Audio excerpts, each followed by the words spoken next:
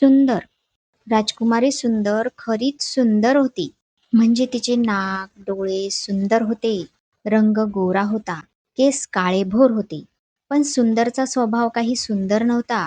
ती फार अभिमानी आणि तापट होती. उर्मट सुद्धा होती. प्रत्येक गोष्टीला ती नावे ठेवायची. हे वाईटच आहे आणि ते खराबच आहे, असे ती नेहमी म्हणत असे. त्यामुळे ती कुणालाच आवडत नसे. म्हणजे अगदी तिच्या वडिलांना, रत्नाकर महाराजांना सुद्धा तिचा राग यायचा. ते म्हणायचे, आमच्या या सुंदरला नवरा कसा मिळणार? राणीसाहेब म्हणायच्या, ही सुंदर स्वभावाने सुद्धा सुंदर व्हायला हवी, तरच जावई येण्याची आशा. कितीतरी राजे, सरदार, व्यापारी निराश होऊन गेले होते. एक दिवस राजेसाहेबांनी सुंदरला सांगितले, आज जे 4-6 लोक आले आहेत, त्यांच्यामधूनच तू आपला पती निवडून काढ, अशी आमची तुला आज्ञा आहे. संध्याकाळ झाली. राजकन्येने आज फारच सुंदर पोशाख केला होता. ती एका सोन्याच्या आसनावर बसली होती. भेटीला आलेल्या राजपुत्रांकडे पाहून ती हसतच सुटली. किती वेळ तरी ती हसत होती. त्यातल्या एका राजपुत्राकडे पाहून ती म्हणाली, याच्यापेक्षा एखाद्या धान्याच्या पोत्याशीच लग्न करायला मी तयार होईल. दुसऱ्या राजपुत्राला पाहून ती म्हणाली, हा तर तारेचा खांबच दिसतो आहे. तिसऱ्या राजपुत्राला तिने विचारले, का हो, तुम्ही पिठाच्या गिरणीत काम करता का? इतके पांढरे फटक कसे दिसता? चौथ्या राजपुत्राच्या लाल केसांकडे पाहत ती म्हणाली, अशा केसांचा ब्रश किती छान होईल. सर्व मंडळींना तिच्या या बोलण्याचा भारीच राग आला होता. आता फक्त शेजारच्या राज्याचे अधिपती वीरसेन महाराजच सुंदरच्या भेटीला यायचे होते. वीरसेन आत आल्याबरोबर सुंदर तोंडावर रुमाल लावून हसायला लागली. वीरसेनाने तिला विचारले, राजकुमारी, आपण का हसता आहात? सुंदरने उत्तर दिले, अशा रडवेल्या दाढीवाल्याची बायको झाले तर मला देखील जन्मभर रडावे लागेल, असं मला वाटलं. वीरसेनाचा चेहरा आणखीनच उतरला.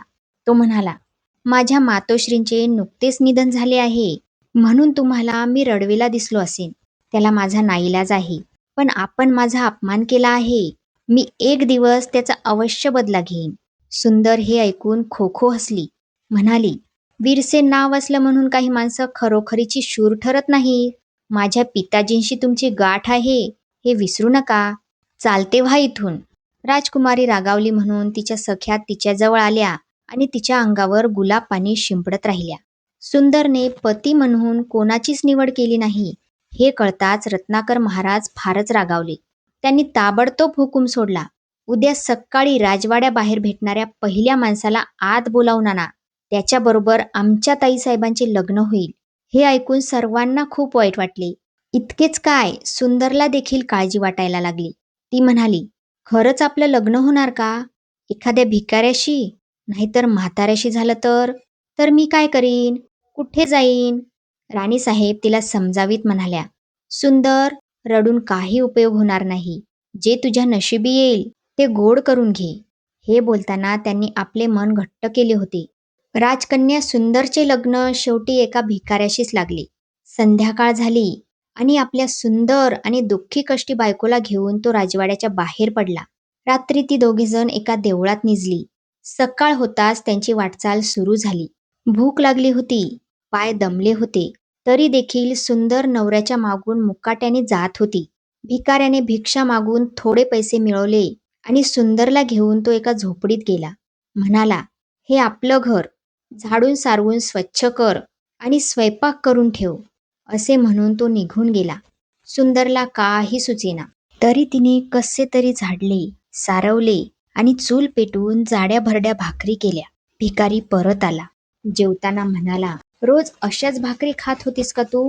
अशाच जागेत बसत होतीस? सुंदरने मान हलवली. आपण नोकरांना कशा रागवत होतो, टाकून बोलत होतो, ते तिला आठवले.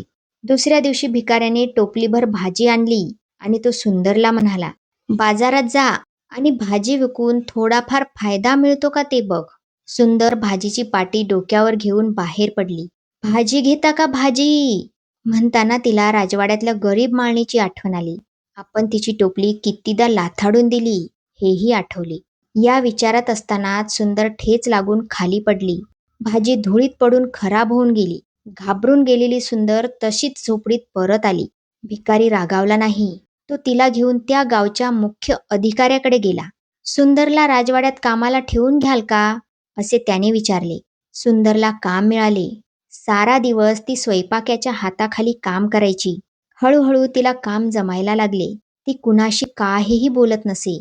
अशी गरीब कामवाली साऱ्यांच्याच आवडीची झाली. एक दिवस राजवाड्यात खूप गडबड सुरू झाली. राजेसाहेबांचे लग्न व्हायचे होते. स्वयंपाकघरात मेजवानीची तयारी सुरू झाली. सर्वजण आनंदाने नटून सजून कामावर आले. सुंदर देखील आपला जुना राजकन्येचा पोशाख घालून आली. निमूटपणाने पण चटचट कामे करीत राहिली. इतक्यात राजेसाहेबांच्या नावाचा पुकारा झालेला तिने ऐकला. महाराज वीरसेन! तिला आठवले.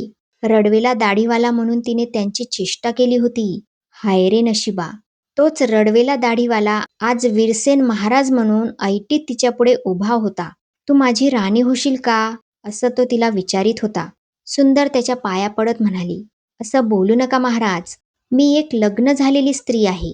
वीरसेन महाराजांनी आपल्या अंगावरचा भरजरी अंगरखा काढून घेतला आणि हसत हसत तिला विचारले, माझी ओळख पटते का पहा बरं? सुंदर आश्चर्याने पाहत राहिली. तिचा भिकारी नवराच तिला प्रश्न विचारित होता. आता त्याने तिचा हात हातात घेतला आणि सर्वांकडे वळून तो म्हणाला, महाराणी सुंदर यांचा जय जयकार करा. लोक म्हणाले, सुंदर महाराणींचा जय जयकार असो.